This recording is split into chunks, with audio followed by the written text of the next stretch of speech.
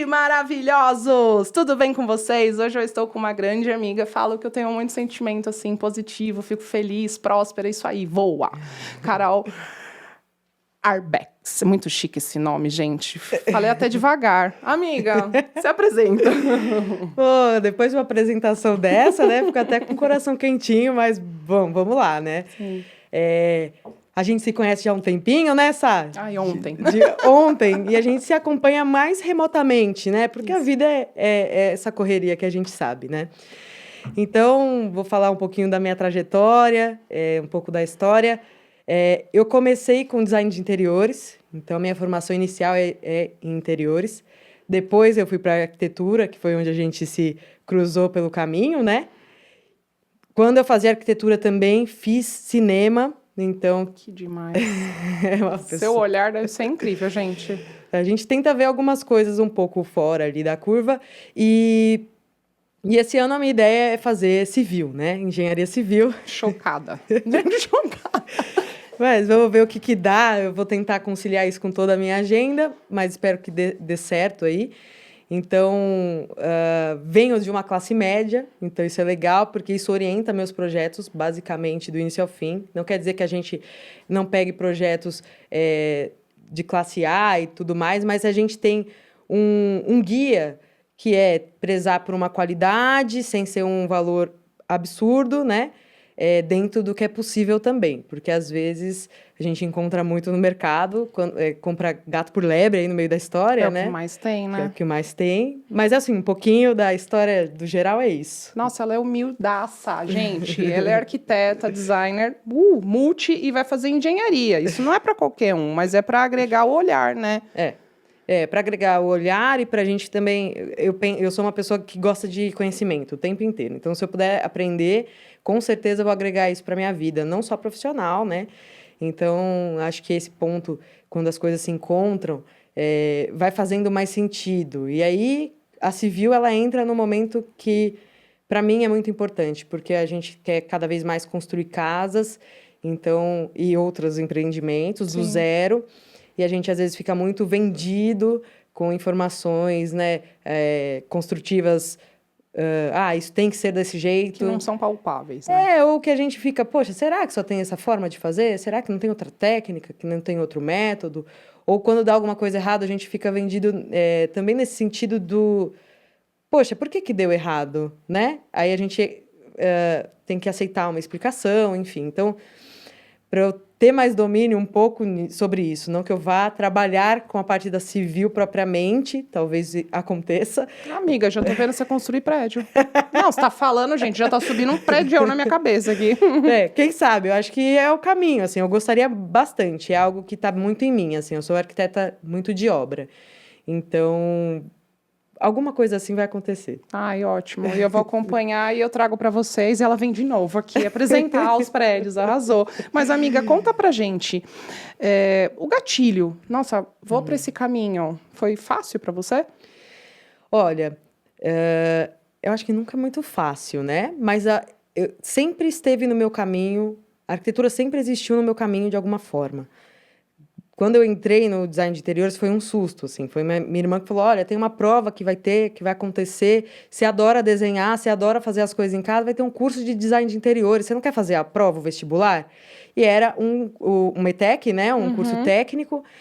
E aí, deu certo, eu entrei. E aí as coisas começaram a fazer muito sentido para mim. E eu trabalho na área desde que eu entrei no design de interiores. Então, hoje eu estou com 35 anos...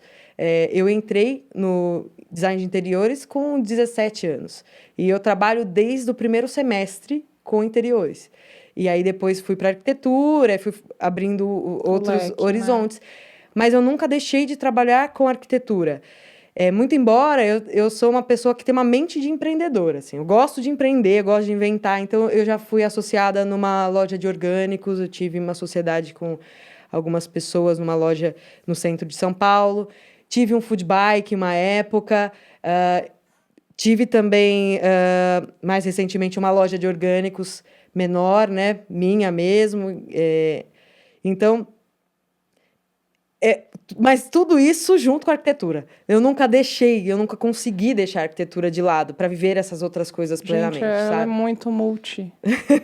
Nossa, e me fala, tô passada aqui, sua trajetória em relação aos escritórios que você passou, conta pra gente. Olha, eu passei por muitos lugares, mas eu não passei por tantos escritórios de interiores, por exemplo. Sim. Eu passei por 2 escritórios de interiores, e arquitetura em interiores, né? E foi onde eu tive muita base, assim. Eu tive bons professores ali. Tanto que é muito legal, assim, eu falo com muito orgulho, que eu tive a oportunidade de reformar o apartamento, fazer o projeto e reformar o apartamento de dos donos desse escritório, que foi o ano passado, que eu fiz o projeto para o apartamento dele. E de uma chefe minha de um escritório, né, era a minha coordenadora, a gente vai construir a casa dela agora em Jundiaí. Então, o projeto também é nosso. Então, eu tenho muito orgulho de ter feito parte e ter tocado essas pessoas de alguma forma com o trabalho que eu desenvolvi e depois eles continuaram me acompanhando no processo. Então, esses escritórios que eu trabalhei foram também de ramos muito diferentes. Então, eu já trabalhei com aprovação, né, com a parte legal de prefeitura. Trabalhei em escritório que tinha foco mais na engenharia, com a parte mais o background ali de cálculos e tal. Era mais difícil para mim na época, porque eu estava começando. Aí eu trabalhei nesses escritórios de arquitetura interiores.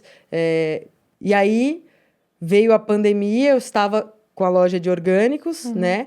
Com os associados que eu comentei.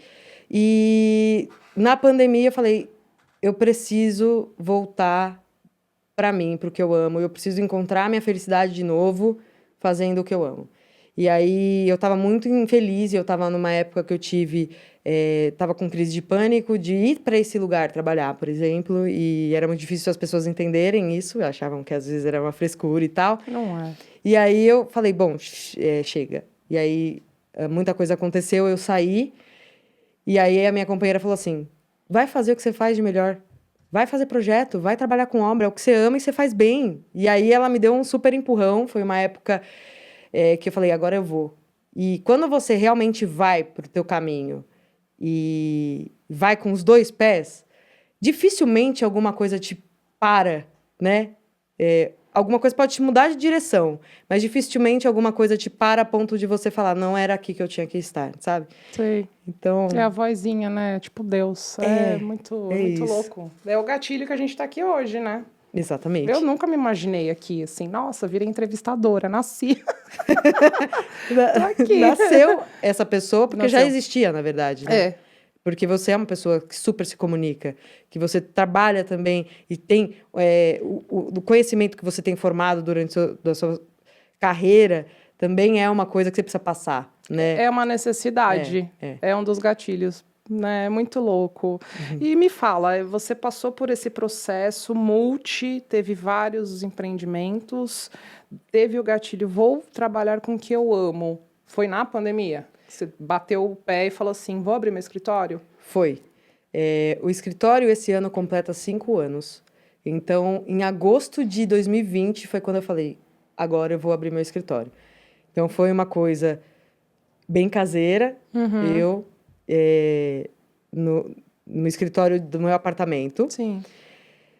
E aconteceu por que eu tomei essa decisão? Porque algumas pessoas que eu já tinha feito projetos anteriormente começaram a me procurar. Carol, você está disponível? Tem um projeto que eu gostaria de fazer com você.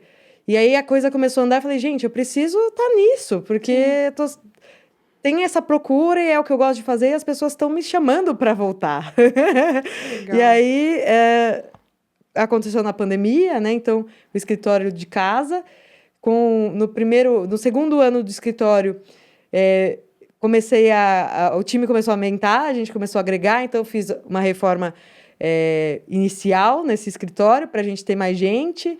Depois, o meu escritório dentro de casa ainda mudou do escritório que era para sala, então eu tirei minha sala e Nossa, foi perdendo a casa. Fui perdendo a casa, fiz uma reforma, fiz um lavabo, criei uma sala comercial. Sim. Atendo os meus clientes até este sábado, até agora vai ser lá. E a gente agora conseguiu dar esse passo de ter o nosso cantinho, que é a nossa sala comercial, que a gente está fazendo com muito carinho, com muitos parceiros muito incríveis, que acreditam e apoiam a gente desde sempre. E é um passo muito importante, porque a gente tem se profissionalizado cada vez mais, né?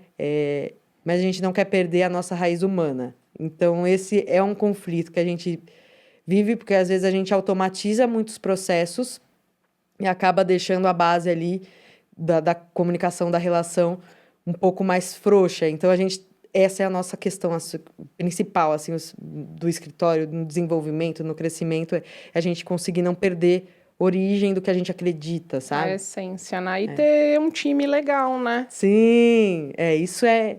A formação do time é muito importante, assim.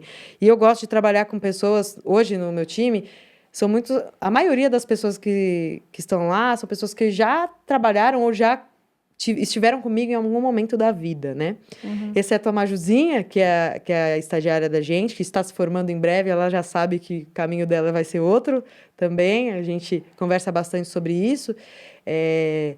Mas são pessoas que eu admiro também pessoalmente e pessoas que eu respeito o ponto de vista também, porque eu sou ligada no 220, sei lá, se tem alguma outra voltagem além, eu preciso entender que as pessoas são diferentes, né? E aí esse processo também é um processo de autoconhecimento, e de entender que cada um tem seu processo e que a coisa vai andar, mas também dentro da limitação e da expertise de cada um, né? Da trajetória de cada um. Mas é vivo, né? É uma essência viva, são pessoas. É igual você falou da estagiária, ela é maravilhosa, te acompanha, mas ela vai voar. Exato. E tem que voar, Exatamente. né? E a gente tá aí para ensinar, né? Em tudo na vida, eu acho que tudo tem um caminho.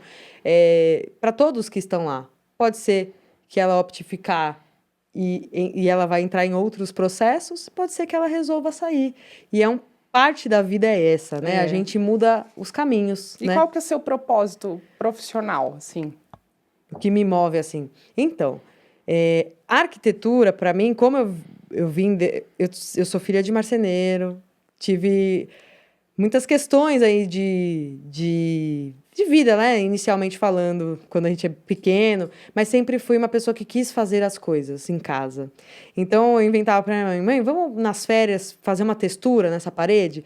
Aí ela juntava um pouquinho do que ela tinha e falava, filha, talvez não deva fazer a parede inteira, mas dá para fazer uma coisinha. Então, eu tive apoio nesse sentido. Então, hoje eu tento fazer com que a arquitetura seja, pelo menos a que a gente faz no escritório, mais tangível para as pessoas da classe média ou para as pessoas que nem ainda chegaram na classe média, mas tentar tirar um pouco totalmente o lado elitizado da coisa, né? E isso não quer dizer o valor do projeto, porque a gente sabe o quanto de trabalho tem. A gente entrega um produto que é um produto muito completo, então não digo pelo valor do produto só, do projeto, mas para a gente tentar fazer uma arquitetura que seja fácil ou adaptável para o bolso de cada cliente. Então, eu acho que o meu propósito é esse, tentar figurar aí com essas pessoas que talvez enxerguem a arquitetura como uma coisa para poucos e... Ser acessível, né? Eu acredito que a arquitetura está aí para todos.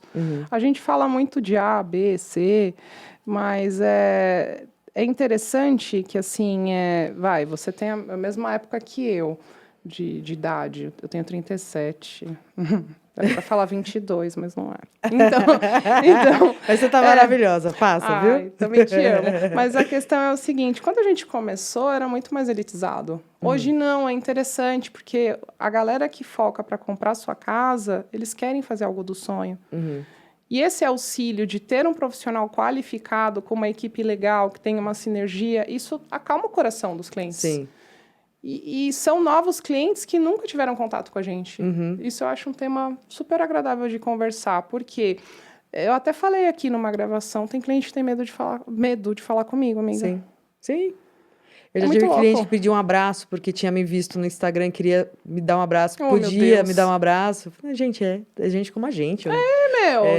Eu acho mesmo que se a gente subir, né? A gente tava tomando um café ali fora, vou falar para você agora.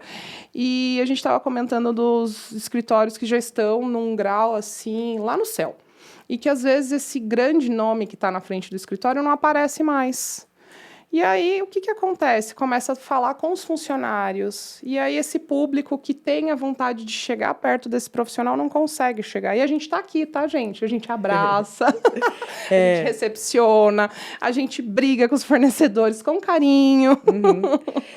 Isso não quer dizer também, até só para a gente tentar entender, que a gente vai estar 100% acessível todos os momentos do Isso. processo.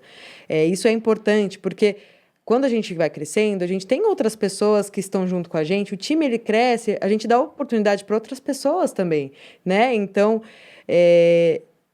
eu não consigo estar hoje do primeiro ao último dia, mas eu estou na fase inicial, toda a parte de criação, saída para ver lojas, tudo isso é comigo. Quando a gente, revisão de executivo, na parte com reunião com o cliente, também é comigo. Agora, a parte de obra, a gente tem as pessoas que dedicam à obra, né? Mas, assim, eu estou presente, se precisar falar comigo diretamente, pode me chamar. Mas existe um processo natural. O que eu não quero perder nunca é isso, de participar com o meu cliente, que ele enxergue o que ele... E deve, né? Porque, assim, para formar uma equipe legal, né? Acolher, primeiro somos nós, né? Como profissionais. A gente tem que sentir a vontade de ir em casa no escritório, Sim. porque, meu, é a nossa segunda família. A gente fica muito mais com a nossa equipe do que em casa, você para pra pensar. Exatamente. Então, são extensões nossas que a gente confia. Eu tô contigo. Porque chega um devido momento que você tá com 20 projetos. Como que você lida? Você tem que compartilhar com os profissionais que trabalham contigo, né? Exatamente. E acho que a dificuldade, às vezes, é que tem pessoas, né, os clientes, assim, que às vezes não entendem que cada profissional tem uma característica, né? Uma personalidade. Então, às vezes, a gente passa por alguns conflitos de personalidade. Mas não quer dizer que a pessoa faz um trabalho ruim ou algo do tipo. É que talvez espere que seja sempre como eu tomo a atitude, Sim. né? Mas também é parte do caminho. A gente vai evoluindo e vai conseguindo passar isso sempre adiante. Mas é ser humano, né? Ninguém é igual a ninguém. Ninguém é perfeito Não dá. e ninguém é igual a ninguém. E conta pra gente, assim, qual a especialidade do escritório? A gente trabalha muito com a parte de reforma residencial, tá? Principalmente dos apartamentos. Mas a gente está migrando aí aos poucos para a construção. Tem aparecido bastante projetos para a gente nessa área e é o que a gente quer fazer, construir mais também. Só que a gente nunca vai abandonar nossos apartamentos. A gente ama fazer os APs. Eventualmente aparecem projetos comerciais, mas a gente pega só os que têm realmente mais a ver com a gente. Por exemplo, a gente fez a livraria Miúda, que fica na Pompeia, uma livraria super fofa. É um tipo de projeto que a gente gosta de fazer, mas não é o nosso foco, porque a gente trabalha mais com o consumidor final ali do residencial. Eu gosto. Gente, a Carola tem uma mão leve, assim. Depois entra no Instagram dela, é bem legal. E ela compartilha muito conhecimento, tá? A vivência de obra, o processo de criação, e ela não para. Não. Eu estava em obra antes de vir para cá. Então... Fala do seu perfil de criação. Como que você lidera isso? Como é internamente para você? O meu processo de criação, ele começa na mão, assim. Eu gosto de desenhar, pego meu papelzinho manteiga. Eu sou bem analógica para isso. Adoro.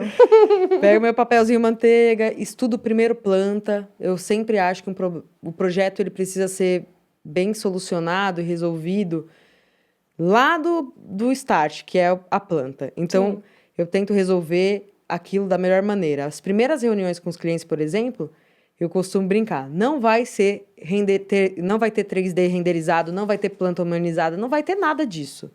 Eu quero te mostrar a planta, preto e branco. Eu quero que você entenda junto comigo como vai funcionar a circulação, onde entra, onde sai, como vai ser o tamanho dessa mesa, né, para onde a gente vai.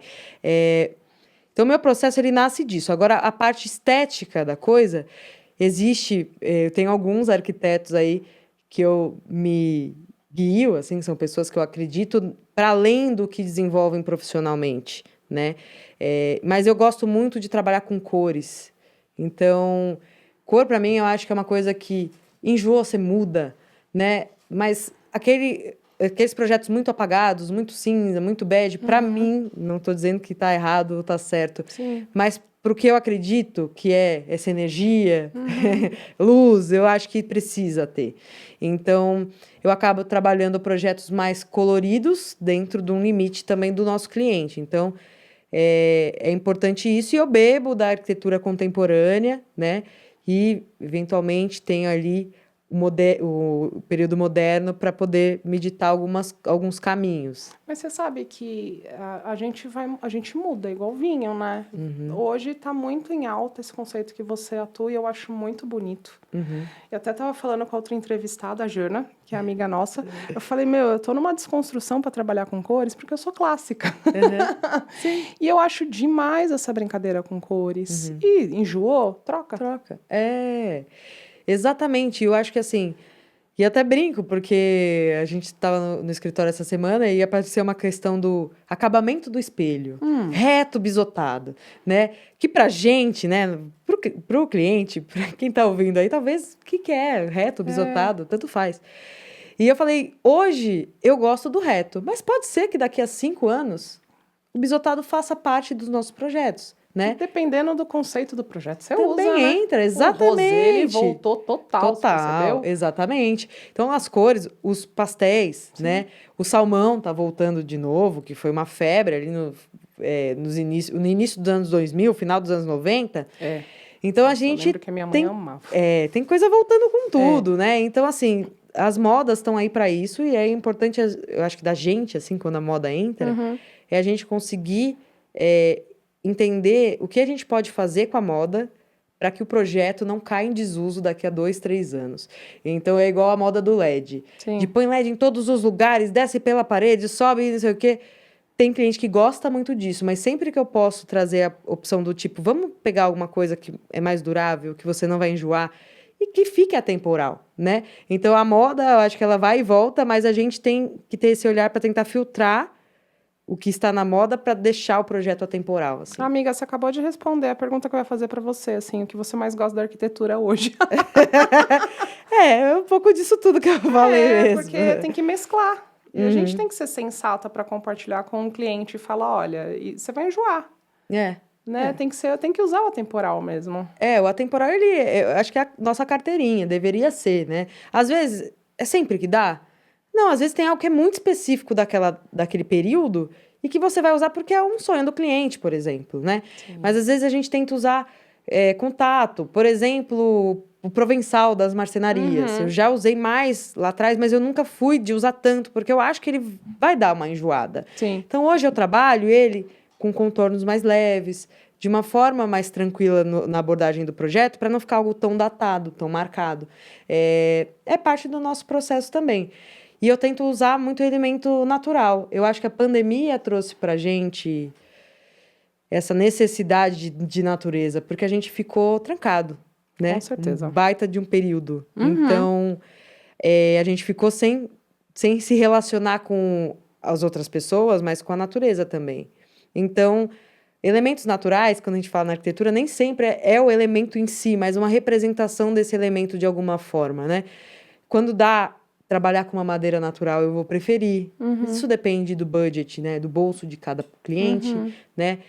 Uma pedra que foge do tradicional quartzo branco, por exemplo. Se a gente puder trabalhar uma pedra realmente natural ali. Nossa, a gente é tão rico, o Brasil, né? O Espírito Santo tá aí para mostrar. Graças a Deus. Nossa, tem amigos que projetam para fora, é só madeira. É só madeira, não tem pedra lá, gente. É um absurdo. Só o milionário. Nos Estados Unidos, milionário mesmo, viu, gente? Vai achando. E a gente é rico. E a pedra não é cara. É muito acessível. Né? E a forma de usar as pedras, né? Por exemplo, um material, um São Gabriel, que você pode trabalhar ele escovado, polido, levigado. E tá lindo, né? E lindo. Então, às vezes, você pega um material básico, bobo, que muita gente fala, nossa, aquilo é horrível. E você consegue trazer ele para uma nova leitura. E aí vira um projeto atemporal. Né? E permanente, assim, que o cliente vai olhar e falar, poxa, isso me trouxe o que eu precisava, o toque do requinte ou o charme que precisava do projeto. Então, às vezes é isso, a gente vai encontrando. Olha, até me perdi aqui. O que você faz para atender as expectativas do cliente? Bom, dizer que a gente atende 100% a expectativa de todos os clientes, eu acho que é um grande sonho de todo mundo, porque nem Jesus agradou todo mundo, né? Sim. Mas, assim, para atender as expectativas, o que eu busco no escritório é escutar o cliente, A primeira reunião do briefing eu faço na casa dele, geralmente. Quando não dá, a gente faz ou no escritório ou faz online, mas eu tento fazer na casa do cliente, porque eu quero saber não só a cor que ele gosta, eu quero entender como ele vive. Sim. E o que está faltando na casa dele hoje que ele precisa ter na casa nova, né? Então, essa parte de escutar o cliente é alguma coisa que eu tento fazer bastante durante o processo. Só uma coisa que atrapalha é a obra. Chegou na obra e resolveu ter um grande flerte, de fazer uma grande mudança, isso pode gerar um problema. É raro isso acontecer, mas às vezes acontece e a gente tem que falar, calma, então vamos todo mundo respirar fundo, porque se você esquecer um aspirador de pó gigante e ele não tem lugar para ficar, eu vou ter que arrumar um lugar para ele. Sim. Então eu preciso respirar, pensar e adaptar o projeto e te apresentar isso. Então a obra tem que paralisar durante esse período, né? Mas é a escuta. E eu tenho clientes, na grande maioria, eles se sentem muito à vontade para conversar. Porque eu falo isso, gente, é um começo de namoro, quando a gente começa. Eu quero saber o que você gosta, o que você não gosta, né? Você faz comida, você cozinha em casa, você cozinha coisa com fritura, você usa air fryer o dia inteiro, você precisa de um forno, como é que funciona? Você chama a galera para jogar em casa, games, ou você assiste televisão. Então, é um começo de namoro mesmo. E todo começo de namoro, a gente tem muitas dúvidas. E quanto mais você falar, mais claro fica. Então, o briefing, ele fica mais redondo quando a gente tem o cliente do outro lado transbordando das coisas que ele precisa, ou que ele quer fazer, ou que ele...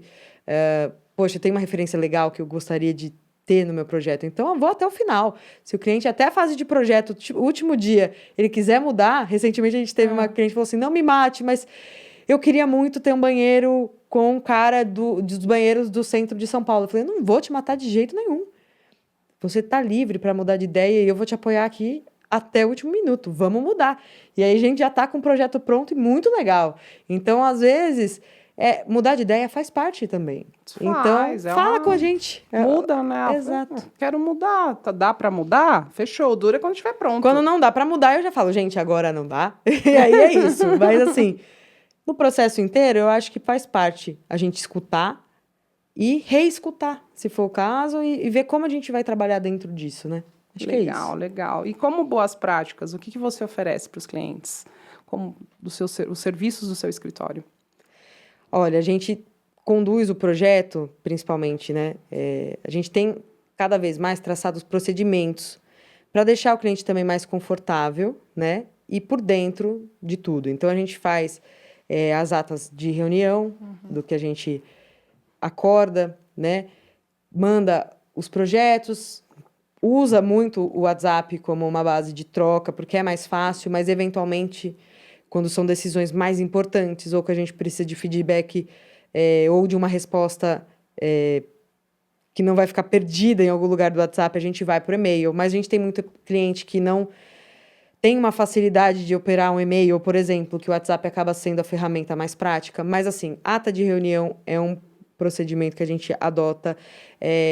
Cronograma, da gente explicando fase a fase, quando que a gente vai te entregar tal coisa, e os feedbacks que você precisa dar para a gente nesses intervalos de tempo.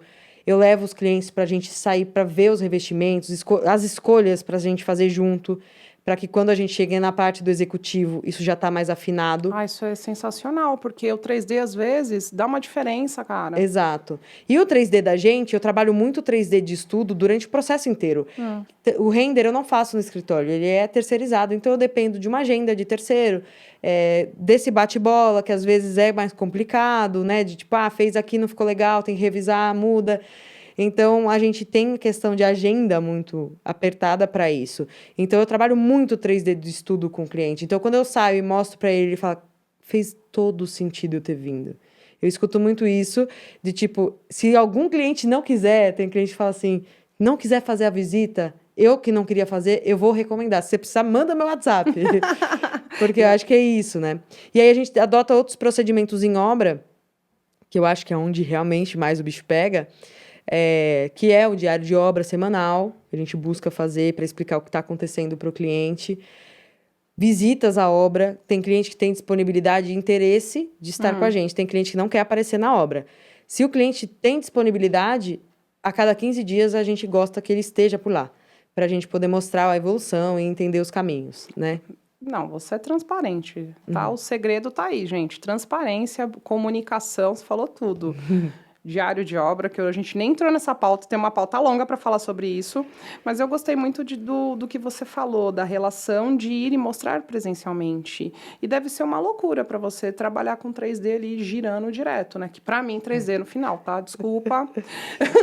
Eu trabalho muito o quê? Os acabamentos aqui, vamos trabalhar o layout, tudo antes do 3D, porque o 3D ele é a cerejinha, né? Sim. Agora eu imagino o trampo que você tem de processo para acelerar isso para ficar mostrando para o cliente. Conta pra gente esse prazo louco. Então, esse prazo louco, isso é bem intenso, mas eu nasci fazendo o projeto à mão, né, que eu gosto muito, então eu faço, às vezes, perspectivas à mão, e aí eu queria levar isso para o 3D, para poder mostrar para o cliente o que eu estou pensando e para ver o que ele entende disso. Porque, às vezes, a gente deixa o 3D só para o final e ele fala, mas eu não tinha entendido o que era isso. Ah, sim.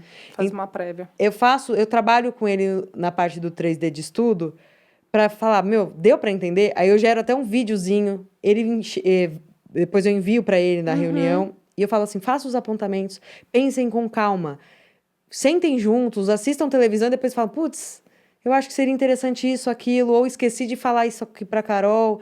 Então, esse processo criativo do 3D, ele para mim não é a produção da imagem. Eu acho que a gente está muito ligado hoje em dia, né? A gente vive num mundo de imagem e de como a gente se apresenta, do 3D que vai para uma página no Instagram. Sim. E aí a gente esquece que não é só isso, né? Você está humanizando o processo, eu saquei. Eu tento trazer mais, deixar mais humano mesmo e mais próximo para que lá no final ele fale, ficou como eu imaginei. Como eu entendi que ia ficar. E eu acreditei nisso durante o processo e deu certo. E um processo de criação do início até o final demanda quanto tempo contigo? Depende do tamanho dos imóveis e da demanda. Porque de cada projeto. Por exemplo, projetar uma cozinha até o executivo é diferente de projetar um quarto. Né? Então, numa cozinha, a gente fala de áreas molhadas, né? A gente fala de hidráulica, a gente fala de elétrica, de impermeabilização, de piso, de uma infinidade de coisas que a gente não fala quando a gente faz um projeto de um quarto. Se a gente for falar de um quarto de um casal que cabe um armário e uma televisão, você vai falar de ponto de cabeceira, iluminação, então é diferente. Mas se a gente pegar uma média, apartamentos aí na média de até uns 75, 80 metros, gira em torno de 4 a 5 meses com a participação e essa troca com o cliente, de ver os revestimentos, fazer as reuniões. Aí eu vou com eles muitas vezes também, muitas vezes quase todas, ver iluminação. Eu quero que ele entenda o que é uma iluminação 3.000, o que é uma iluminação 4.000, o que é uma iluminação 6.000, quente, fria, neutra. Porque o neutro para alguns já é frio. Para outros, o neutro é quente demais. Então, a gente precisa realmente humanizar e individualizar o processo. Medidas padrão, igual padrão de bancada é de 90 a 95. Tá, e se o cliente quiser uma bancada a 1 metro? É uma escolha dele. E a altura dele, né? Exato. Então, eu tento trazer tudo isso para uma discussão dentro da fase de projeto e, às vezes, vai para a fase de obra. Eu falo, no dia da marmoraria, eu quero você lá, porque a gente colocou uma coisa em projeto, medimos juntos, você ficou em pé do meu lado, eu medi, mas eu quero que você realmente veja se aquilo faz sentido, né? Então, se eu precisar ajustar alguma coisa e for possível, eu vou ajustar. Adorei, cara. Não, Precificação, você já até falou, gente. O que é precificação da Carol? Só que eu peguei aqui, tá? É a complexidade de cada projeto, cada ambiente, correto? Lógico. Acho que teve uma fase da arquitetura, isso volta um pouco no nosso comecinho da história, da conversa no podcast, que eu acho que a gente... Mas anos atrás, a gente tinha uma coisa assim, o arquiteto ele dava um preço. O preço de tal arquiteto, né? Ainda existe escritório assim. Mas eu trabalho com planilha. Então, se o cliente vem falar para mim, olha, tá caro, beleza, pode ser que não esteja dentro das suas possibilidades, mas eu não posso fazer um valor além do que eu tenho de limite de planilha. Eu tenho a hora de cada um que trabalha no escritório, os impostos que eu pago, contador, aluguel, enfim, tem tudo isso listado. E eu não posso ser negligente com a minha equipe, nem com o meu escritório, que é o nosso ganha-pão. Sim.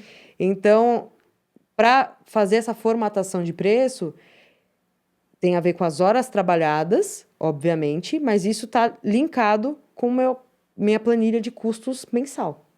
Então, é uma planilha só, no fim das contas, cada uma opera de um jeito e elas se conectam no final.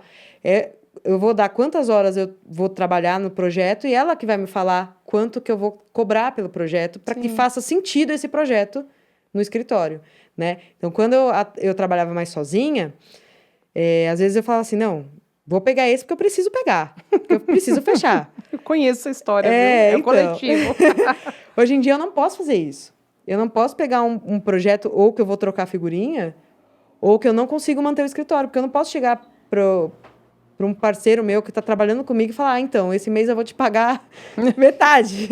Não, e as contas, e o aluguel dele? Então, não é assim. Então, quando realmente o cliente fala, não dá para mim, eu falo, ou a gente tira coisas do escopo, que às vezes acontece, o cliente fala, eu quero muito fechar com você, só que eu não consigo arcar dessa forma. Então, às vezes, eu reduzo itens do meu escopo, e aí explico para ele, então vamos tirar o 3D renderizado, que ele é terceirizado, tem um custo à parte. Sim. Podemos tirar essa parte? A gente tenta chegar a equalizar, ou eu também abro mais o parcelamento. Amiga, você sabe que eu estava conversando com uma outra arquiteta ontem mesmo. Ela falou, tô cheia de projeto. E eu não sei como cobrar. Eu falei, maquininha de cartão, linda. Assinou o contrato, maquininha de cartão. Então, essa parte é engraçada também. Por quê? A gente não trabalha com cartão. Mas o cartão, ele é a favor. Facilita. Só que aí, como a gente paga um imposto altíssimo na área da construção civil.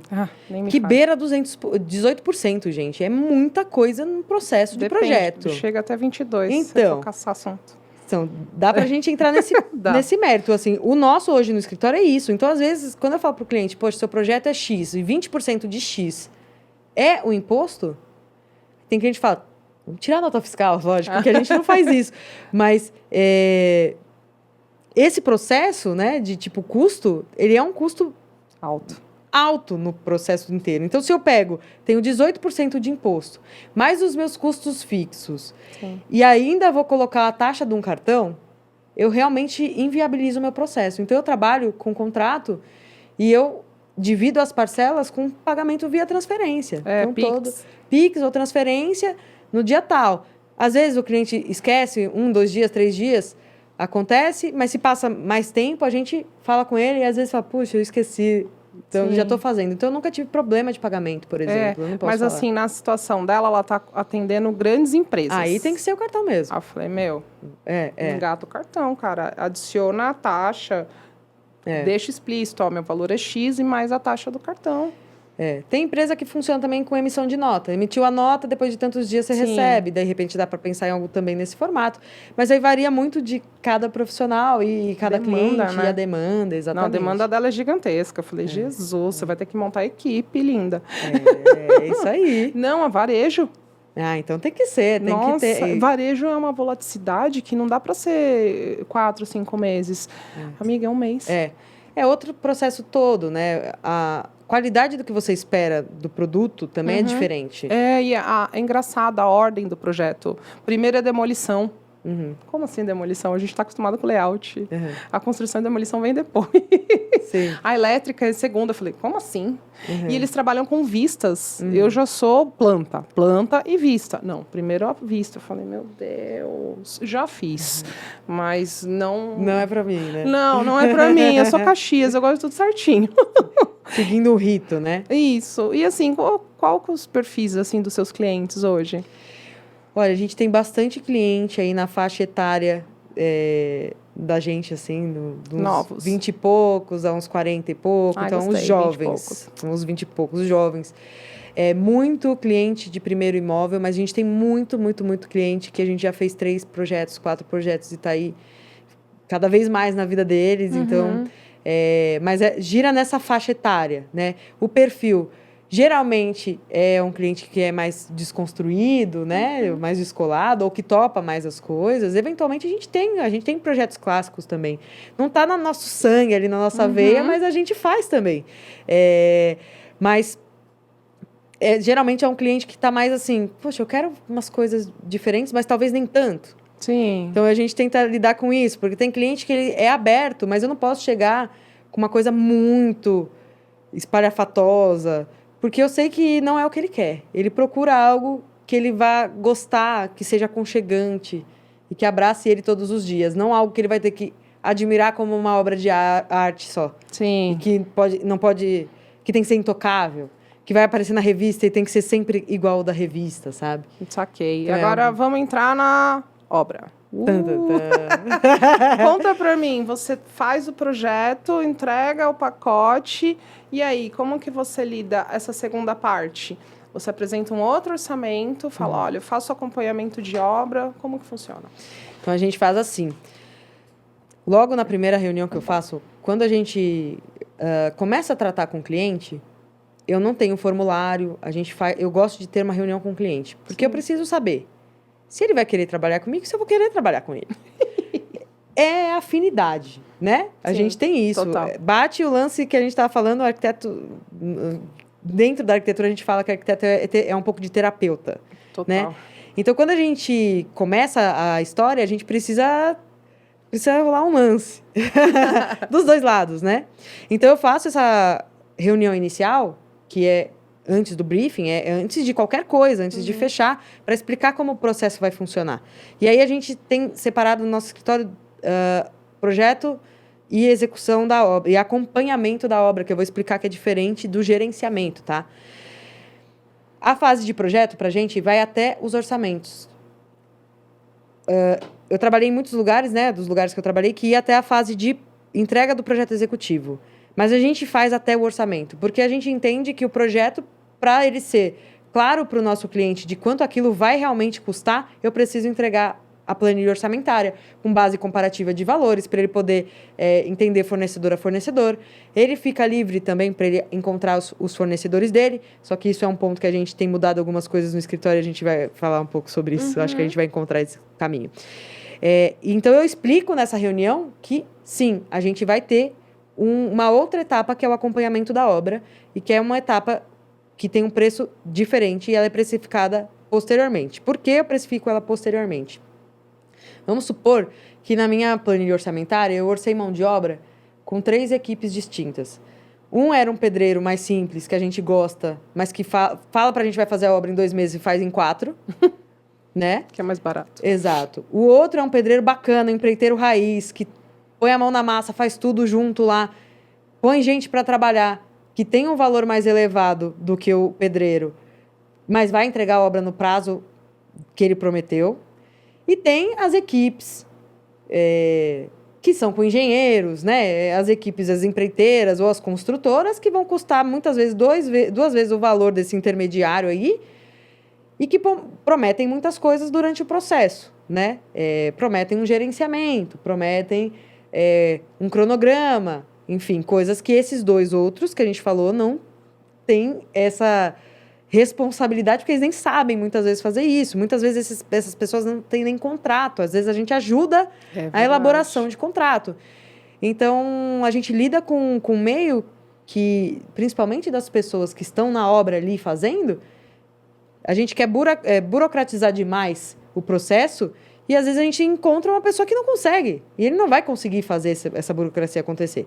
Mas, enfim, a gente apresenta isso para o cliente e aí, como a gente vai saber como a gente vai acompanhar essa obra? Se o cliente escolher o pedreiro, que vai levar 4 meses, que a gente sabe que vai levar 4 meses, e que eu vou precisar estar na obra muito mais tempo, e eu vou precisar atender ele remotamente muito mais vezes, é óbvio que o acompanhamento do serviço dele é diferente de quando eu falo de uma equipe que faz o gerenciamento, que faz o cronograma. Então, a minha demanda de trabalho é outra. Então, o meu acompanhamento, se eu precifico ele no início, junto com o projeto, eu vou ter que considerar o pior cenário. E se o cliente escolher uma equipe top, ele vai pagar pelo meu acompanhamento 1000 vezes na obra, sendo que ele não vai precisar. Então, o custo dele, eu deixo para fazer essa avaliação de acompanhamento quando a gente vai iniciar de fato a obra, tá? Então, é porque a gente depende de outras escolhas. E as escolhas não sou eu que vou fazer, é o meu cliente. Né? Adorei. Não, porque é um processo. Você falou de equipes qualificadas. Elas são caras, pagam IPI, respeitam normas, até certificações, dependendo do grau de complexidade de projeto, tem que ter certificação. Né? Isso tem um custo. Gente, seguro de obra.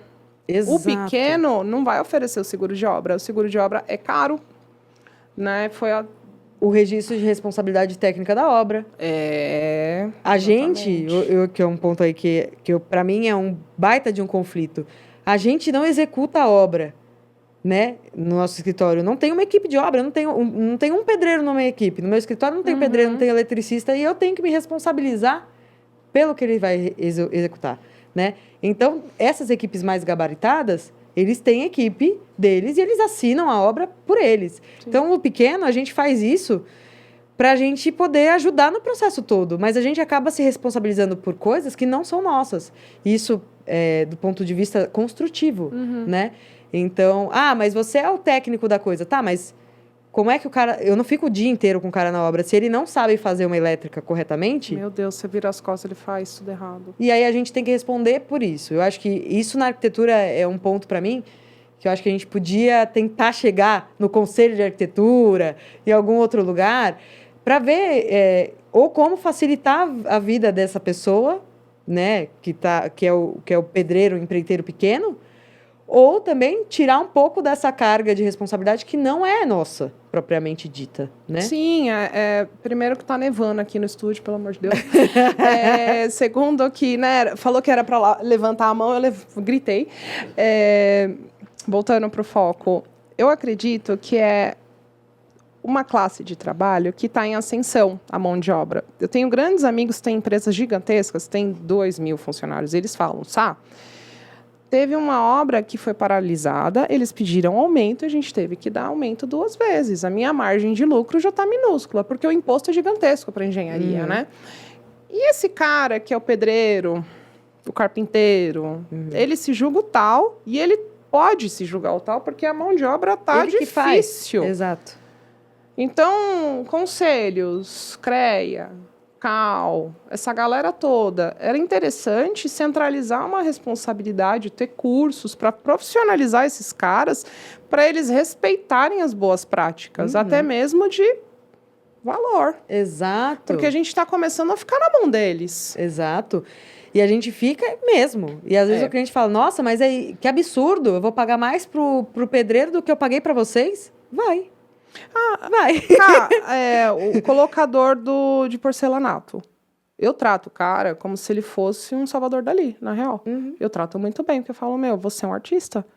A gente sabe muito bem que as peças, cada vez mais, elas são mais delicadas. Sim.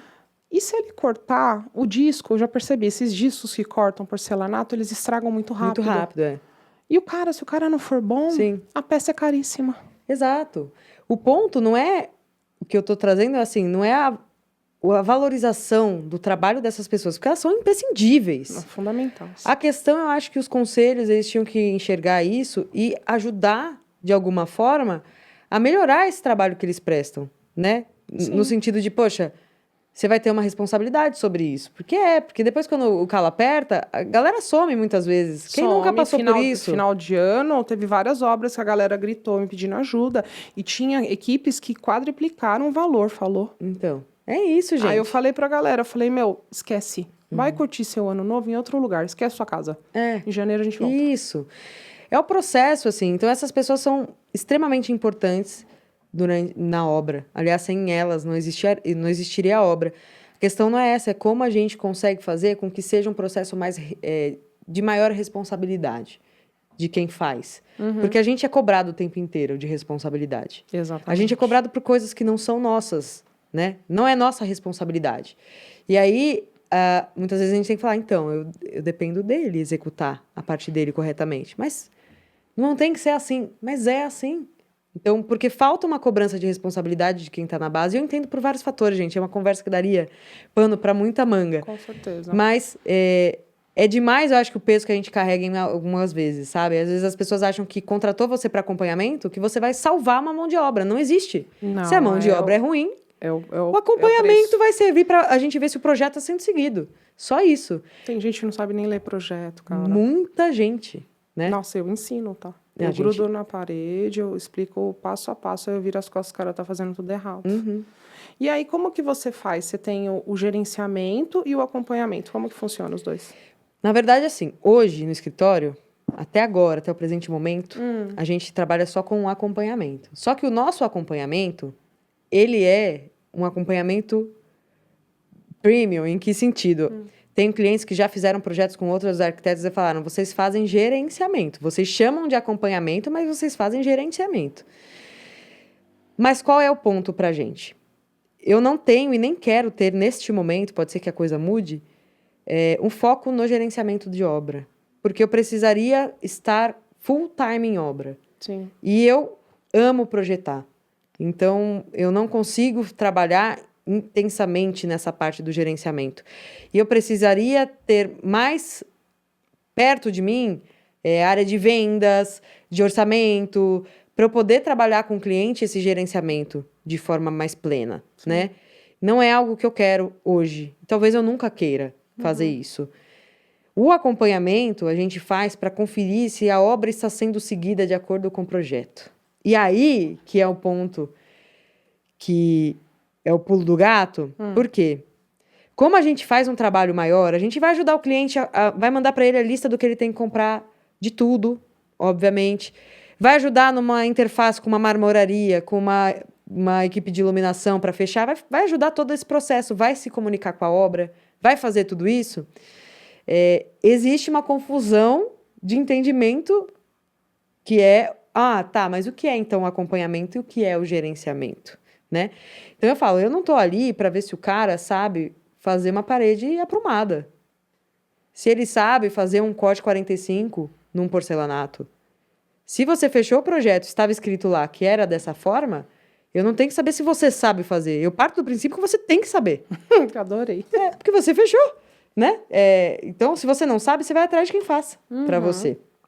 Então, aí muitas vezes a gente se pega na obra tendo que ver isso. Se o cara fez uma caída pro ralo correta. Gente, é o que mais rola. Porque assim, com todo respeito, te cortando. Imagina. Agora a moda não tem mais porcelanato 60 por 60. Exato. Não tem. 80 para cima. Tá. Aí você pega uma pedra para colocar dentro do chuveiro, apartamento. A queda pro ralo, amiga. E aí, é só o linear no canto? Mas eu tenho o vizinho de baixo. Aí eu vou ter que mexer no vizinho de baixo para mudar esse ralo linear. Eu tenho uma alvenaria estrutural, que o prédio não deixa mexer em nada. E aí, o que eu faço com essa única peça que agora tá na moda? Gente, é uma moda linda, eu amo, mas é para apartamentos gigantescos, casas grandes.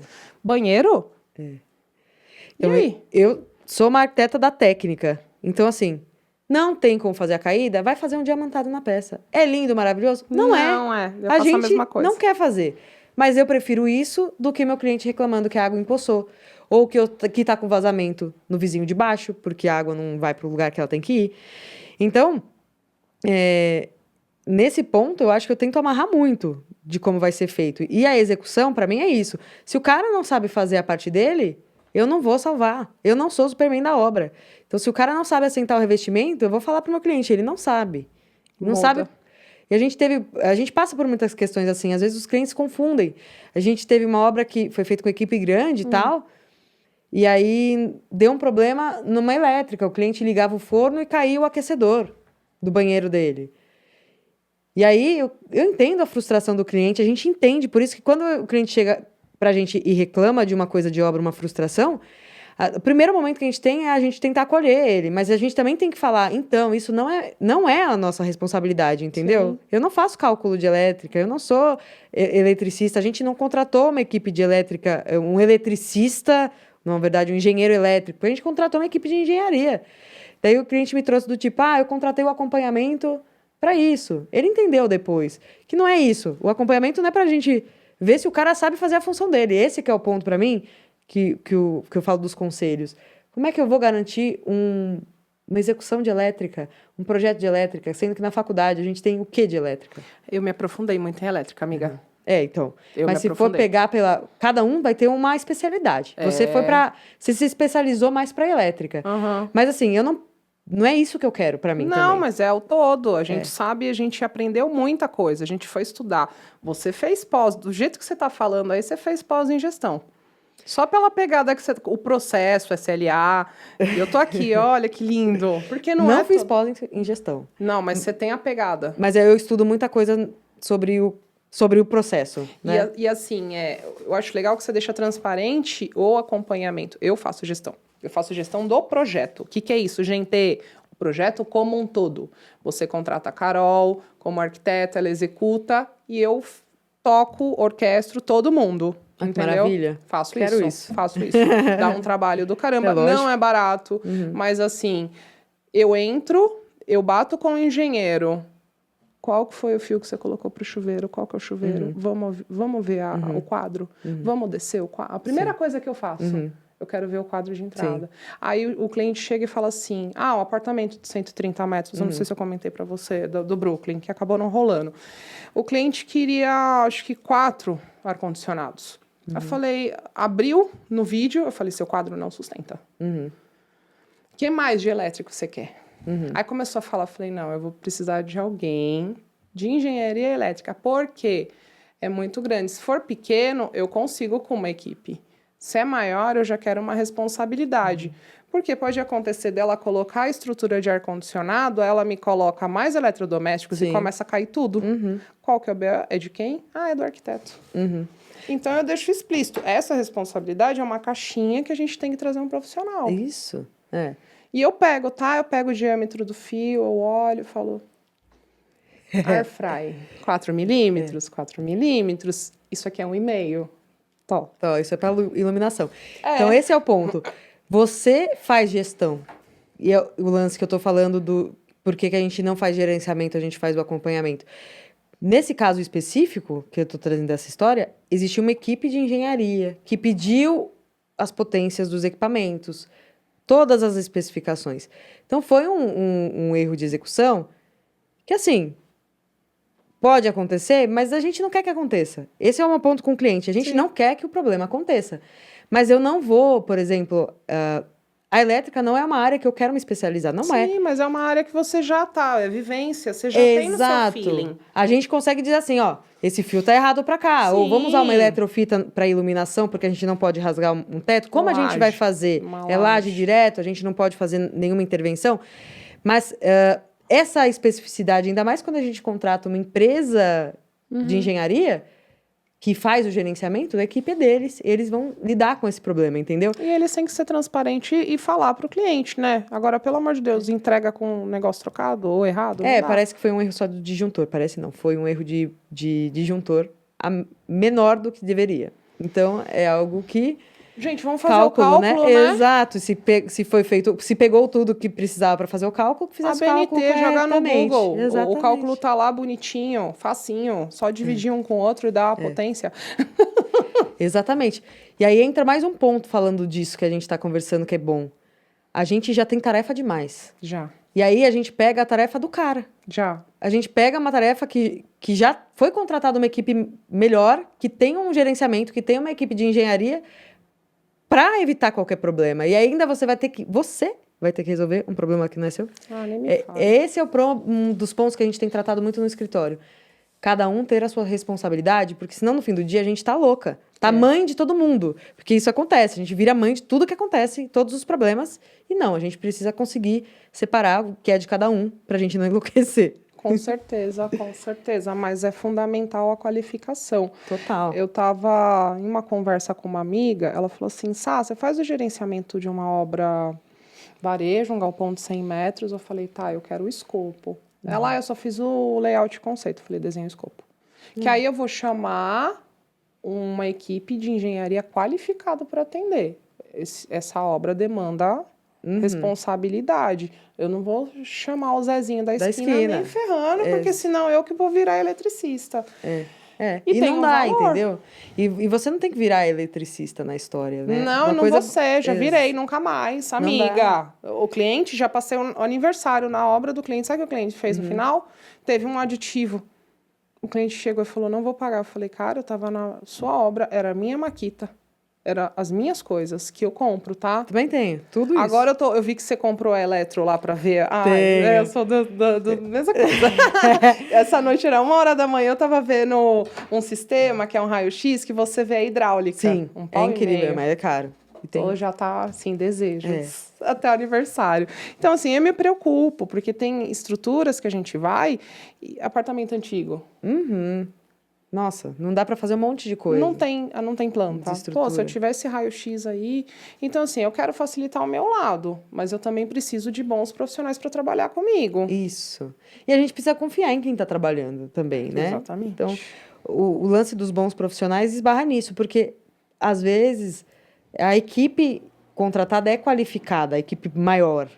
Só que tem mão de obra que não é. A mão de obra dessa equipe qualificada, de engenharia e tudo mais, não tem a mão de obra qualificada. Aí eu bato.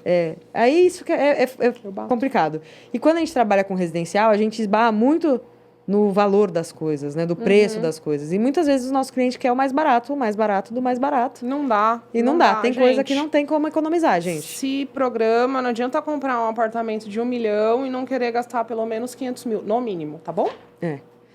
Tem muito cliente que fala, o quê? Né? Essa semana mesmo, um cliente veio falar para mim quanto custava construir. Eu passei um valor de metro quadrado do Cube, para ele ter uma ideia. Ele, nossa, eu não pensei que fosse tão caro. Mas não é que é caro, gente. Se você pôr tudo na ponta do lápis... Cara, é um nível. Eu sou transparente que nem você. Que nível de marcenaria você quer seguir? Isso. Que pedra que você quer colocar? Você quer uma pedra que vai manchar? Igual, eu tava falando com a Jana, que eu entrevistei ela antes.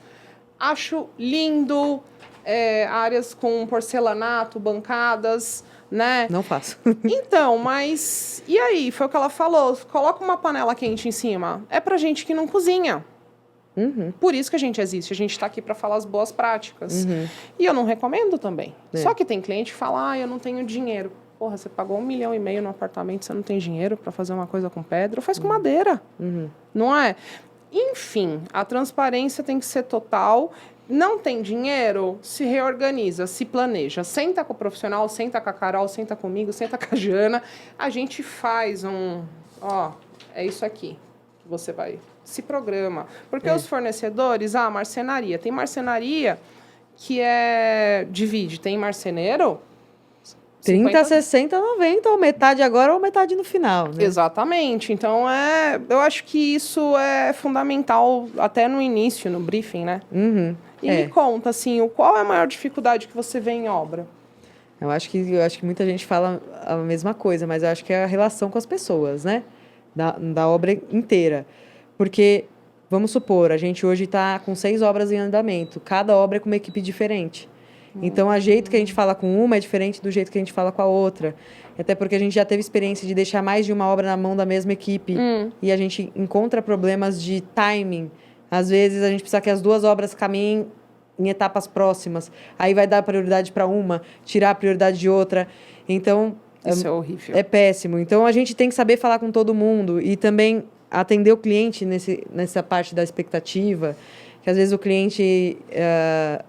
quer facilitar o processo e ele acaba atrapalhando o processo em alguns momentos, quando ele quer entrar demais em como vai ser feito, né, na obra. Que às vezes acontece, o cliente quer passear lá na obra, não avisou ninguém, aí ele acabou dando uma informação sem querer para alguém. E aí, às vezes, isso é tomado como uma resposta absoluta, né? E aí vira uma confusão. Então, acho que os relacionamentos, né, a relação em obra com as pessoas é o maior desafio. Não é a dificuldade, mas é um desafio. Com certeza. E o acompanhamento da mão de obra em relação ao seu? Não ser despreparado, sua visão, suas dores. Ai, nossa, a gente sofre um pouco, tá? Hoje em dia, principalmente quando a gente tá com equipe que o cliente às vezes traz, geralmente é uma equipe que não quer trabalhar com arquiteto, que o cliente que te chamou, então ele quer falar com o cliente das coisas. A gente conversa, faz reunião e explica que é para falar com a gente as coisas, mas às vezes não rola esse entendimento 100%. Toda equipe? Não. Temos gratas surpresas? Temos, mas temos muitas surpresas ruins, nesse sentido de, o cara fez a obra da minha irmã lá e ele tá livre, tá com horário aí para fazer a minha. Geralmente é essa cara mesmo, é o BO. E muitas vezes a gente tenta, como a gente tenta democratizar o processo, a gente topa e embarca nessa. Meu Deus, socorro! Socorro! Realmente, esse é o ponto que acho que a gente mais sofre, a dor maior é essa, assim. Porque a gente pega muita coisa errada. Eu fiz uma obra recentemente que a gente instruiu no projeto como deveria ser feita a pintura das portas. E a cliente ia reutilizar as portas da casa. Eu falei pro pintor, pro pedreiro, o empreiteiro, e ele falou que tinha feito, mas de outro jeito. Falei, tá, eu te orientei assim. Você fez de outro jeito, dele. É que assim, se descascar daqui uns 6 meses, eu tenho mais um serviço para fazer. Puta merda. Eu não posso falar a palavra. Então, aí você vai falar o quê? Você vai chegar pro cliente e falar isso? Não vai. Porque você também... É uma palavra dele contra a sua. Né? O cliente contratou, confiou nele. Você vai falar, vai queimar o cara? Não vai, mas tem horas que você precisa falar. Com certeza. O trabalho não tá legal. A falta de técnica, né, dos profissionais aí, acho que é um grande gap pra gente, né? Total. Um sofrimento nesse, né? Na falta de técnica, a comunicação, a falta de leitura de um projeto. Nossa, né? gente. Que aí você fica enfurnado na obra, vive dentro da obra e depois quando você fala do seu acompanhamento, o cliente não entende o valor disso. Ele acha que você quer ganhar em cima dele, ele não vê o tanto de que você está fazendo por fora para poder que a obra ande. E muitas vezes a obra não anda, porque você sabe que tem um problema ali estrutural de quem está na obra. E você entrou até numa pergunta que você escreveu aqui. Quando o cliente contrata mão de obra ou equipe completamente diferente de quem tem o dever de cobrar o andamento e o resultado durante a obra, e aí? Então, aí a gente tem feito isso. Olha, tentamos aqui, conversamos 1, 2, 3 vezes, a obra não anda, é um puro atraso. Estamos com essa situação, você é responsável pela contratação, porque eu indiquei outras pessoas. Então, a gente tenta trazer o cliente para poder cobrar essa pessoa que ele contratou, né? Porque o que acontece? A gente vai até onde dá. Chega num momento que até a própria obra fala, não, isso aqui eu estou resolvendo com o cliente. A obra está mega atrasada. Não, isso aqui está tudo certo com o cliente. Então, pera, cliente, vem cá. Tá certo mesmo? Vocês estão se falando? O que está acontecendo? Vamos fazer uma reunião em obra, então? Então, lá você passa totalmente a bola para a gente e coloca eles como na hierarquia, como para ouvir o que a gente está passando. Sim. Porque se você for o responsável, a gente vai ter problemas. Porque ele vai sempre jogar que o problema que está acontecendo é porque... É culpa do arquiteto. Ou do arquiteto ou do cliente. Não, mas o cliente que não liberou. Não, a arquitetura que está pendente. Não, é a obra que não anda. Aí o meu olho começa a piscar assim. Sofrido. E quando o cliente quer participar do processo? Como é? Eu não me importo e eu até gosto quando o cliente está comigo no processo. Principalmente quando ele vai para a obra, quando a gente combina. Vamos para a obra cada 15 dias, beleza. O que é preocupante? Quando o cliente ele resolve que ele sabe do processo. Ai, meu Deus. Sacanagem. Mas lógico que eu sei. Eu vou falar com o fulano diretamente porque só não resolveu tal coisa porque você não foi falar com ele. Ou porque eu vou falar melhor, né? Então, é raro isso, tá? Mas a gente tem cliente que acha que ele vai resolver a obra. E aí acaba tomando caminhos totalmente equivocados. Tem uma falha gigantesca na obra de comunicação. Porque ele fala, mas o cliente passou aqui e falou isso. Aí você fala, tá, mas ninguém me falou nada. Aí você vai lá falar com o cliente. Não, eu comentei, mas falei que era para falar com você. Puta. Eu falei, puta merda. Mas a gente chega nesse estado. A gente fala, putz, que é isso, né? Como a gente sai disso? E aí é um ponto que a gente tem que chegar e falar, então, tá atrapalhando, né? Vamos junto. Agora, não vai separado e cria um projeto novo na cabeça. Ou algum ajuste. Às vezes não é nem nada muito avançado. Às vezes o cara fez um comentário para alguém na obra, aquela pessoa entendeu de outro jeito, e aí aquilo virou uma bola de neve, uma avalanche, por conta de uma coisa pequena. Você até colocou aqui, alterações de projeto com a obra em andamento. Deve ser cobrado? Se sim, como? Então, eu vou perguntar para você isso, porque vamos trabalhar junto essa adorei. resposta. Tenho pronta. Negócio seguinte, o meu contrato ele tá gigante. Se tem algo... O projeto já está fechado. É um complemento que não vai alterar? Tô contigo. A gente vai lá, senta com o profissional que está executando. Agora, se é algo do zero, é um projeto do zero. Do zero, total. Isso tá lá. Porque a gente já trabalhou todo o tempo, já concebeu, fez o 3D, você já está com o pacote, eu não quero o outro. Então, é do zero. Não, isso... legal, gostei disso na fase de projeto. Vamos supor que entrou na obra. Sim. Aí o cliente lembrou ou resolveu que ele quer uma mudança que é significativa. Aditivo porque você vai entrar de novo no projeto que já está fechado, ele já está grudado na parede. E a gente vai ter que sentar, às vezes eu tenho que envolver... Para a obra, envolver fornecedores, quebrar a cabeça, é um aditivo.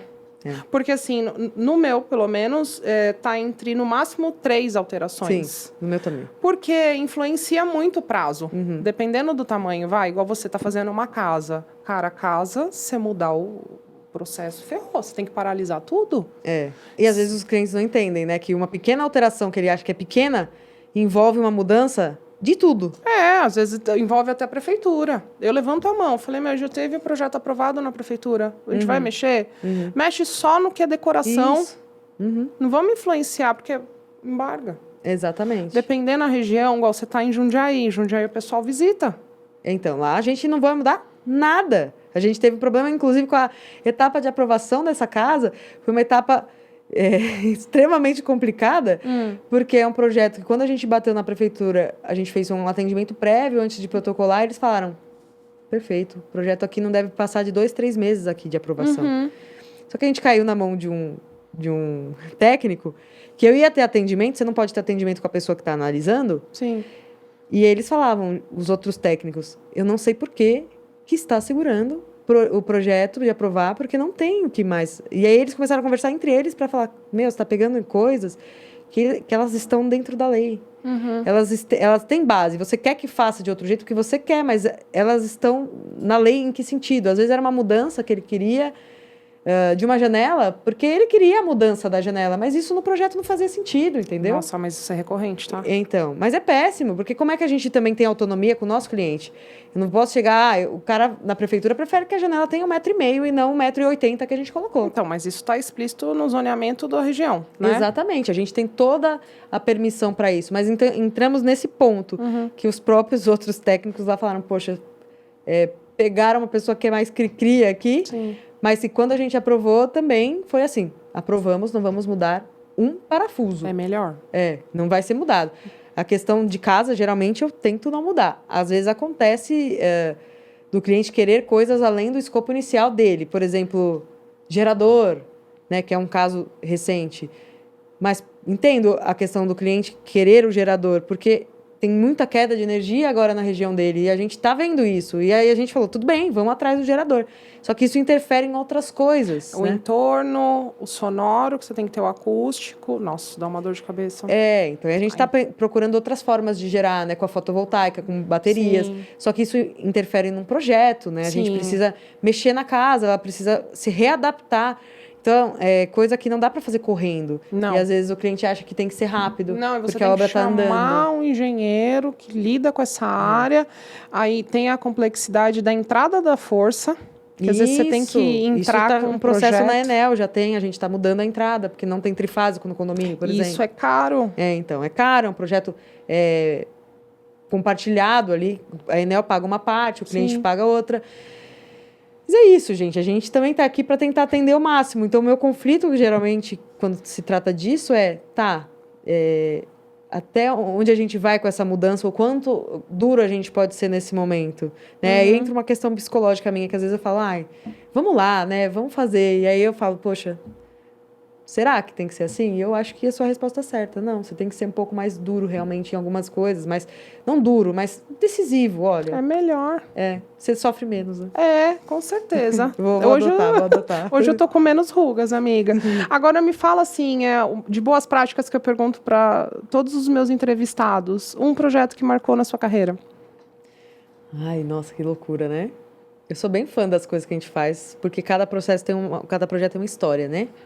Mas um deles, eu acho que eu tenho o primeiro... Posso falar 2? Pode, vai. Deixa eu dar eu tinha feito só. Deixa eu dar uma escorregada. O AP 124 foi o primeiro projeto que eu fiz sozinha. Então, ele tem um valor para mim. Para uma amiga que fez design de interiores comigo. E aí, ela falou, não vou fazer projeto. Aí, mandou no grupo de design das meninas. Eu falei, eu topo, Mi. Aí, ela me falou, Arbex, que bom que você falou, porque eu queria muito que você topasse. E aí foi um projeto muito marcante para mim, porque a gente trabalhou em todos os detalhes deles, numa fase de vida muito legal, que foi quando a gente estava começando, eles também. E aí eles se mudaram para fora do Brasil, hoje eles moram fora, então o apartamento fica alugado. Tem muito retorno positivo do projeto que a gente fez. A gente fez uma segunda etapa de obra lá, com marcenaria, enfim. Então, ela me indica, assim, de olhos fechados, ela fala, meu, é puta profissional. Então, tipo, esse é um muito marcante, porque é a base ali. E é o que eu faço até hoje, assim, tem muito do que é o traço do design do escritório, né? E o outro é o AP53. O AP53 é de uns clientes que a gente ama muito. A gente fez uma casa deles para vender. Os proprietários novos compraram a casa. Vira e mexe, falam comigo que eles amam a casa, que é tudo que eles imaginavam. É um AP que foi pensado em todos os detalhes também. E esses clientes são os clientes que me deram carta branca em todo o processo. A gente tem muito cliente assim, que fala assim, Carol, se você falou que é A, é A. Não quer dizer que a gente não quer que o cliente troque ideia com a gente. Pelo contrário. Mas quando o cliente confia, e esses clientes são arquitetos, esses da casa do AP53. Quando o cliente confia, ele fala, eu aprovei o projeto, vai, faz o que você quiser dentro do que a gente está imaginando de expectativa, não tem prazer maior, né? Não. Que aí você vê que, putz, a gente está no caminho. Né? Com certeza. Dá uma felicidade assim, e a gente tem um projeto com eles aí que a gente vai começar agora de novo. Que legal. Então, é isso. Eu ia perguntar uma pérola, mas a gente falou tantas pérolas, amiga. Só pérola. E assim, o que você faz para reduzir os erros, assim, geral, de processo? Então, isso, como você falou que eu tinha traço de que fez pós em gestão e tal. Sim. Não fiz. Então, tem coisas que eu vou aprendendo procurando, né? Vou atrás de pessoas que fizeram gestão. E, às vezes, não é só isso, porque eu não quero que a gente se esconda atrás de títulos, né? Até pra gente, arquiteto mesmo. Então, eu acho que é interessante... Eu busco muito para evitar erros e tal. Eu trago muito a minha equipe para dentro das soluções. Eu adoro. Várias cabeças pensantes. Vamos pensar junto. A gente está com problemas, por exemplo, obra, gente. O problema que a gente tem é equipes de obra. Não é igual hoje, eu cheguei na obra, ele fez um erro de projeto. Ele não seguiu o projeto e ele virou e falou assim, vou cobrar o aditivo do cliente porque isso aqui não está no projeto. Daí eu falei, vamos lá ver comigo. Aí ele foi ver, aí eu falei, tá aqui. Daí ele, não, então tá, então a gente tira. Meu Deus do céu. Mas tem que fazer uma ata de reunião na obra, olha, lindo, então, teve, bonitinho, fofinho. Inclusive, teve e tal. Mas esse processo, então eu trago as meninas para elas passarem as situações que elas estão vivendo também. Porque tem uma coisa, um fator importantíssimo disso tudo, que no escritório somos só mulheres. E mulher em obra, a gente sabe como é. A gente tem um mundo muito machista e preconceituoso. Nem me fala. E se a gente falar que não, é mentira. É verdade. Né? Então, a gente, muitas vezes, passam por cima da gente porque a gente é mulher, propriamente e exclusivamente por isso. Então, a gente traz essas coisas para conversar e resolver junto, para a gente ver aonde a gente pode melhorar, para fugir um pouco do tradicional. Eu falo, você escuta. Né? Você sabe que você entrou numa pauta? Ontem eu falei com duas pessoas bem prepotentes. Que eu precisei falar por causa de escala. Enfim, não vou entrar no detalhe. E, eu tenho uma bagagem do cacete. E meu pai, engenheiro, mecânico, 82 anos, ele estava do meu lado. Ele começou a ficar vermelho. Aí ele falou, filha, por que você não fala? Eu falei, pai, porque eu já passei dessa fase de querer argumentar e mostrar quem eu sou. Se o cara tem a opinião dele, ele é machista, ele acha que a mulher não sabe, deixa ele achar, entendeu? Eu não fui contratada por ele. Eu chamei ele porque ele é de um conselho para assessorar. Machista. Total. Pô, se eu for baixar meu currículo para ele, eu não sou qualquer. Mas eu vou brigar. Eu falei, cara, eu sou mulher. É exatamente isso que você falou. Então, assim, tem áreas que eu entro com o salto e eu falo, vai fazer assim e acabou. Isso. Tem outras que eu falo, eu não vou me estressar. Aí eu cheguei pro meu cliente e falei, a conduta do X profissional foi assim, beleza. Ele não é meu cliente, é você. Ah, que conduta a gente vai tomar? Nós somos locatários, o proprietário que tem que resolver. Vamos jogar pro proprietário. Mas eu quis ajudar a Sim. melhorar o processo, trazer, compartilhar. Mas o pessoal é mulher. É. Entendeu? É mais uma loirinha platinada vindo aqui falar com a gente. Que não sabe do que está falando, né? Não sabe o que está fazendo, né? Que precisa de alguém... certamente algum homem atrás que está dizendo o que ela tem que fazer. Eu acho que às vezes eles pensam isso, né? E aí quando a gente sabe do que está falando e a gente mostra o que está sabendo, muitas vezes a gente tem os comentários assim... Olha, não é que ela sabe? Pois é, meu pai foi ficando vermelho, menina. Não é? Não dá uma Tadinho. irritação lá no fundo? Você fala, gente, como assim? Não, eu entrei no carro, eu fiquei... Sabe aquele filme Legalmente Loira? Sim. Tava me sentindo, só faltou o cachorro e eu de rosa. Falei, meu Deus, se eu dependesse de um macho pra me manter, pelo menos, né? E eu não tenho isso, né? Ah, me poupe. Mas eu falei, pai, relaxa, vamos sair pra comer? E a gente esquece. Isso. Tem hora que é isso mesmo. É, cara, mas acontece. É.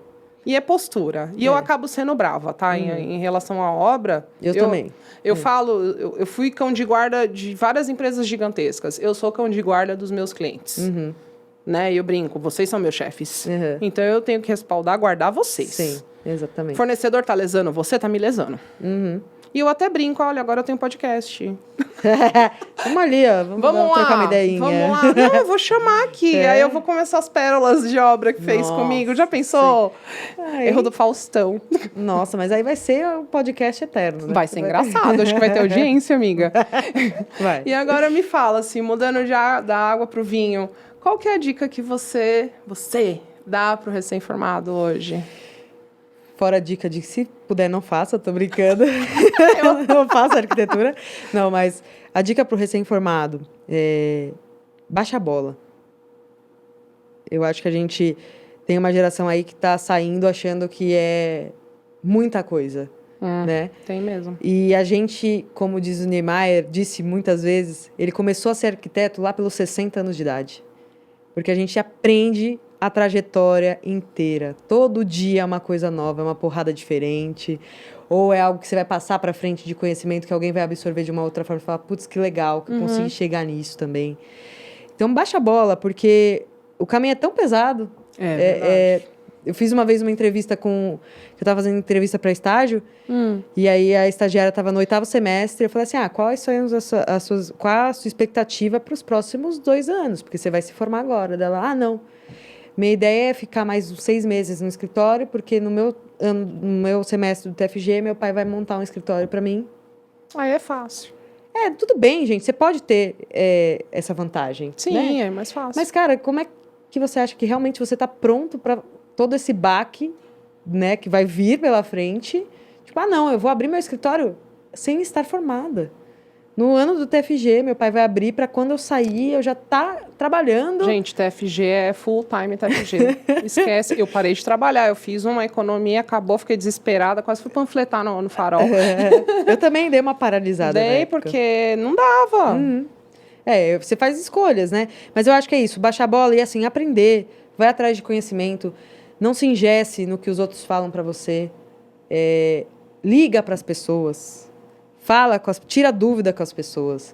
Porque a gente tem mania que tá tudo na internet ou tá tudo no WhatsApp. Cara, você tá com um engenheiro bacana que vai te dar um auxílio, liga para ele, entende como foi feito. Né? Você tem um amigo profissional da área, um professor, que é o que eu falo às vezes lá no escritório até pra Maju. Pega que você tá na escola, tá aprendendo, fala com o professor, sabe? Tipo, aproveita. Porque essa é a fase que você tem a raiz do conhecimento e você pode errar de boa. Você pode errar com permissão, porque você é recém-formado, você está estudando, você está aprendendo, você é estagiário. Agora, experimenta fazer isso com 10 anos de carreira, para você ver todo o julgamento, e você erra, porque a gente erra todo dia. Porque a gente está fazendo, a gente está em um processo. Erra quem faz. Então, isso aí. Eu acho que a dica é essa. E uma dica livre aí, agora a gente está entrando no quadro, última pergunta. Uma dica livre, assim, um filme, um livro, uma viagem, um restaurante. Putz, que legal essa pergunta aí. Uma viagem, vou falar, que é um lugar que eu acho que é mais especial para mim no mundo, que eu fui com a faculdade a primeira vez. A faculdade permitiu que a gente fizesse algumas viagens fora do script. né? De tipo, vamos lá pro centro de São Paulo. Legal pra caramba, adorei. Fui de bicicleta à noite com o professor de paisagismo, porque a gente queria entender como era a percepção da paisagem à noite, porque a gente só vê durante o dia, né, a cidade. Sim. Principalmente o centro, que é abandonadão à noite, né? Tive muitas visitas especiais, mas assim, o lugar que mais me marcou foi quando eu fui para Barcelona com a faculdade. E foi muito louco, porque foi um processo de você tá estagiando, aí eu fiz muito freela. Eu sempre fiz muito freela na faculdade, eu trabalhava muito de madrugada. E eu tinha acabado de voltar para um escritório que eu saí para uma oportunidade de conhecimento num outro escritório, e um antigo chefe desse escritório que eu havia saído falou: Carol, volta, vê quanto você precisa para voltar, o que você quer, tem uma posição para você aqui. E eu voltei financeiramente, porque era bem melhor para mim. Eu tinha ido para uma situação realmente mais baixa assim, do que eu estava esperando, mas que eu aprendi muito. Aí eu voltei, mas eu falei, mas eu tenho uma viagem marcada. E eles também, como eu posso ajudar? Daí a gente fiz muito freela lá e foi para Barcelona. E aí Barcelona é essa cidade que eu amo, porque é uma cidade jovem e ela é muito bem sinalizada. Então, era meia-noite, eu estava fora do hostel. Teve um dia que as meninas falaram para mim: onde você estava, sua maluca, Arbex? Eu falei assim: eu nem vi que era meia-noite, porque tá todo mundo na rua, tá tudo aceso, as pessoas estão usando a cidade. Então, é um lugar que eu já fui depois de novo, que eu acho que é muito especial, porque você vive a cidade, você vive a arquitetura, você vive o urbanismo, você vive as relações, as pessoas se encontram para comer alguma coisa na rua, as tapas, se encontram para ir na Barceloneta, na praia. Então, sei lá, eu acho que é o Rio junto com São Paulo ali um pouco. Mais Rio, o pessoal fala do que São Paulo, mas é essa dica aí de viagem. Gente, viajar. Adorei! Vamos brindar, amiga. Vamos brindar. Amei o convite, foi sensacional. Você é obrigada. Maravilhosa. Eu tô muito feliz. Eu também, e foi bom, assim, que você tem... Cara, quanta coisa você tem também, né, de conhecimento. E às vezes a gente precisa de um papo com a Sabri pra Sabri falar pra gente tudo. Daí, qualquer hora, a gente vem e inverte a posição que você fala. Fechou. Tá bom? Quando você quiser. Demorou. Gente, Carol já tá convidada. E dá pra fazer o seguinte, Carol e Jana, as duas. Nossa, vai ser demais. Nossa, a gente super vai topar. Eu e a Jana, melhores amigas aí. E a gente faz isso pra gente entrevistar um pouquinho, porque tem um monte de coisa aí que vocês precisam saber dela, que é tipo uma caixinha de surpresas também. Maravilhosos, obrigada. Vamos mandar beijo? Beijo. Obrigada, tchau. gente. Tchau, tchau.